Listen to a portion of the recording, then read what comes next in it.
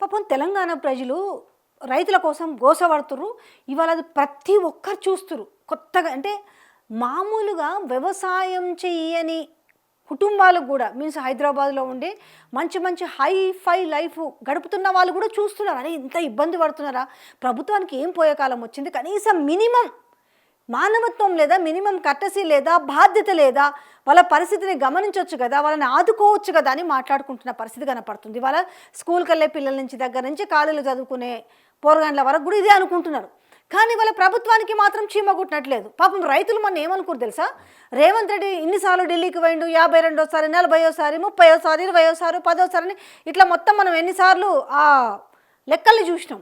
అయితే ఈసారి ఏమనుకోరు తెలుసా, రైతులందరూ ఎంత ఆశతో ఉన్నాడంటే, అరే మా ముఖ్యమంత్రి ఢిల్లీకి పోయిండు, ఈసారి ఖచ్చితంగా కేంద్ర మంత్రులతో మాట్లాడి మా తెలంగాణలో రైతులు గోస్ ఇట్లా పడుతున్నారు, పాపం మహిళలు కూడా వాళ్ళ పిల్లలకు గింత పిల్లలు సంఘం ఎత్తుకొని వచ్చేసి జ్వరాలు వస్తే సిరప్పులు కూడా ఆడనే వేసి క్యూ లైన్లలో ఆడనే పిల్లలు పడుకోబెట్టిన పరిస్థితి కనపడుతుంది.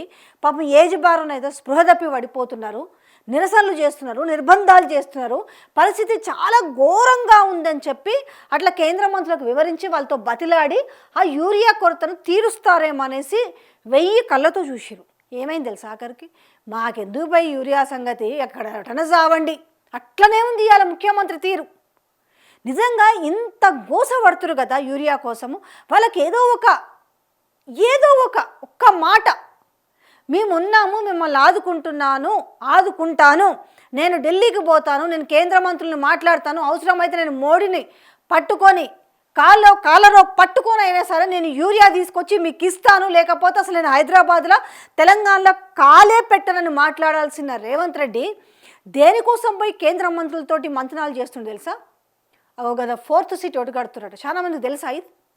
ఆ 4th సిటీ భూముల కోసం గోసపడుతున్న వాళ్ళకి బాగా తెలుసు రైతులకి. ఆ 4th సిటీనట ఆయన నా పేరు చిరస్థాయిలో, అసలు రేవంత్ రెడ్డి అంటే ఏంటి అనేది చిరస్థాయిలో ఆయన గుర్తుండిపోవడానికి ఆయన 4th సిటీ నిర్మాణం చేస్తుండట ఈ హైదరాబాద్ జాలని. ఆ 4th సిటీ నుంచి అమరావతికి ఎక్స్ప్రెస్ హైవే కావాలట. పోనీ ఆడ అమరావతి పూర్తయిందంటే అది అమరావతి నీళ్ళలో కొట్టుకునే అలానే ఉంటుంది అమరావతి. ఈడ 4th సిటీ ఏమైనా ఒక తట్టెడు మట్టి కానీ ఒక ఇటుక పిల్లని వేసిరంటే అది లేదు.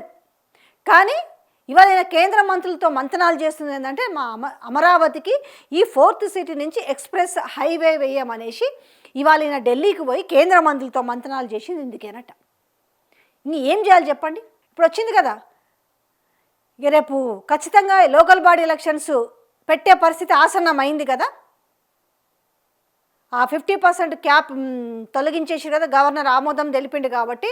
సో ఇది ఇప్పుడు ఎట్లుందంటే వీళ్ళకి, అరే అనవసరంగా గవర్నర్ దగ్గర నుంచి అట్లనే ఉంటుంది అనుకున్నాం, కానీ ఈ 50% క్యాప్ తొలగించారు కదా, ఇప్పుడు మనం చచ్చుకుంటూ ఇప్పుడు లోకల్ బాడీ ఎలక్షన్స్ పెట్టాలి కదా అనేసి వీళ్ళకి పచ్చి వెలక్కాయ గొంతులో పట్టట్టు అయింది.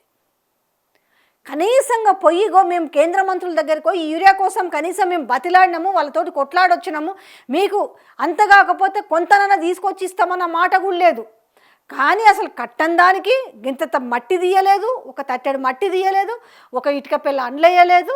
కానీ ఇవాళ ఇక్కడ 4th సిటీ నుంచి అంటే అక్కడ అమరావతి వరకు, పోనీ అమరావతి ఏమైనా పూర్తయి వచ్చిందా అంటే ఎందుకు ఇట్లా మాట్లాడాల్సి వస్తుంది చెప్పనా.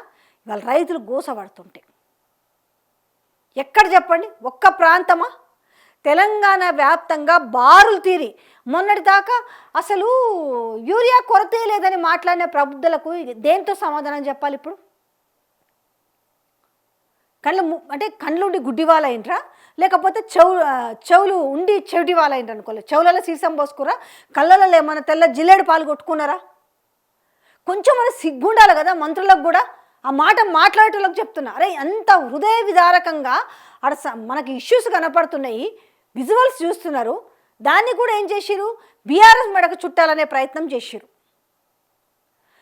అంటే ఆ వార్తలు రావండి, ఆ వార్తలు ఎక్కడ కూడా మీరు ఆంధ్రజ్యోతి తీసుకోండి, ఈనాడు తీసుకోండి, వెలుగు తీసుకోండి, అంత అవస్థలు పడుతున్నది. వాళ్ళ కేస్ స్టడీస్ అంటే ఇప్పుడు ఒక ఆమె ఉంది, అది సోషల్ మీడియాలో మాత్రమే హైలైట్ అయింది.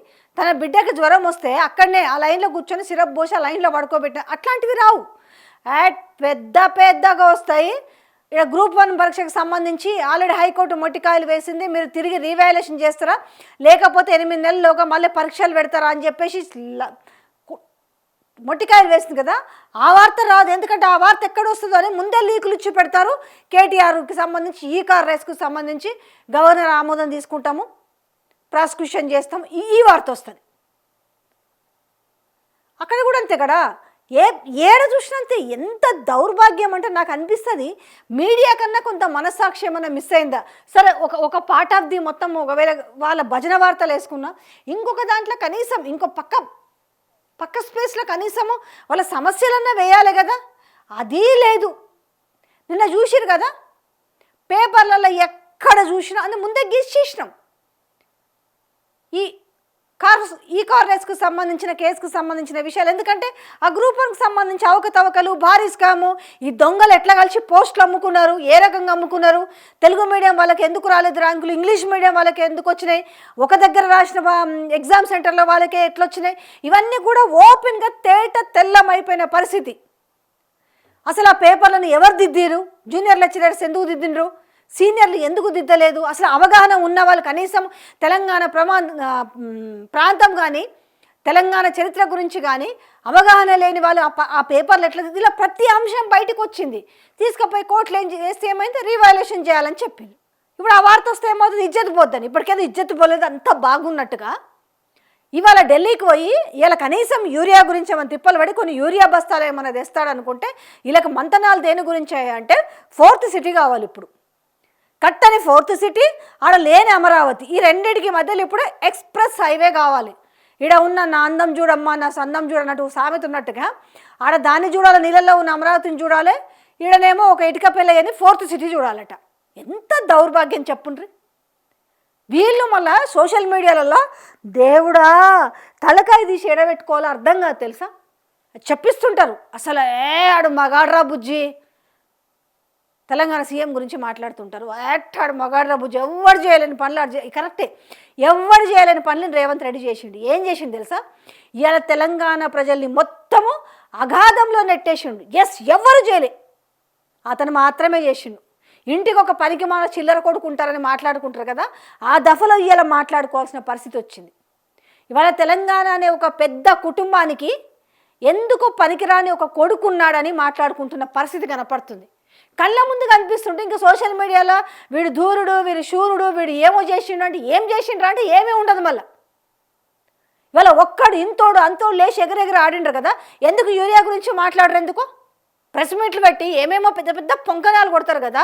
మరి యూరియా కష్టాల గురించి, యూరియాని మేము ఈ రకంగా కొరత తీర్చబోతున్నామని ఎందుకో మాట్లాడరు, గ్రూప్ 1 గురించి ఎందుకు మాట్లాడరు, హైకోర్టులో చాసి లెంపకాయలు కొట్టింది కదా, ఎందుకు ఆ గ్రూప్ 1 అవకతవకల గురించి ఎందుకో మాట్లాడరు, పరీక్షల్లో ఏమంటారు ఉద్యోగాలు అమ్ముకున్నారు కదా, 100 కోట్ల స్కామ్ జరిగింది కదా, దీని గురించి ఎందుకో మాట్లాడరు.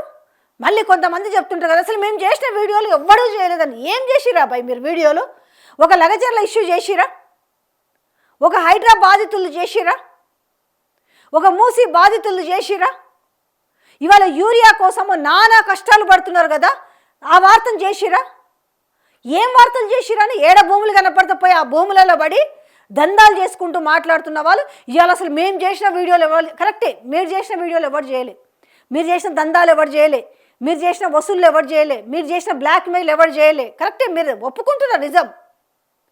కొంచెమన్నా సెన్స్ ఉండాల. సమస్యల్ని ఎవరు ఎలుగు తీస్తారు, పట్టుమని వేళ్ళ మీద లెక్క పెట్టే మంది లేరు. ఇయ్యాల సమస్యలు చూపించేవాళ్ళు ఆడికే అతలా కుతలం అయిపోతున్నారు. ఇవాళ యూరియాకేమో ఏమీ లేదు, అంతు లేదు పొంతు లేదు, ఎవరైనా తెస్తారా మాట్లాడతారా, ఆ లైన్లో పోయి ఒక మంత్రి ఒక ఎమ్మెల్యే ఒక భరోసా ఇచ్చేవాళ్ళు ఒక్కరు ఉన్నారా అధికార పార్టీ నుంచి. ఇప్పుడు మళ్ళీ ప్రతిపక్షం వాళ్ళు పోయేసి ఇప్పుడు కేటీఆర్ హరీష్ రావు పోయి నిలదీసి వాళ్ళ కోసం ధర్నాలు రాస్తారోకోలు ఏమన్నా చేస్తే ఇదంతా కూడా కృత్రిమంగా క్రియేట్ చేసినట్టు. అందుకే రగిలిపోతున్నారు ఈరోజు తెలంగాణ ప్రజలు, రగిలిపోతున్నారు. రేపు ఎలక్షన్ రాకపోతారా, మీ సంగతి మేము చూడకపోతాం అన్నట్టున్నారు. కళ్ళ ముందు కనిపిస్తుంటే ఇవన్నీ మర్చిపోయి బాజా భజంత్రులు మోగే సోషల్ మీడియా మాట్లాడుతున్న మాటలు చూస్తుంటే సిగ్గేస్తుంది. అసలు ఎవరు చేయడు, మీరు చేసిన వీడియోలు నిజంగా ఎవరు చేయడు. ఎందుకంటే మీకు ప్రజల సమస్యలు అక్కర్లేదు, పొద్దునే వార్తలు చదువుతారు, ప్రజల సమస్యలు చదువుతారా?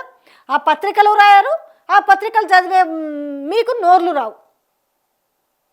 సో ఇది పరిస్థితి. రేవంత్ రెడ్డి ఢిల్లీకి తిరుగుతున్న వైనం ఏంది చెప్పాలా?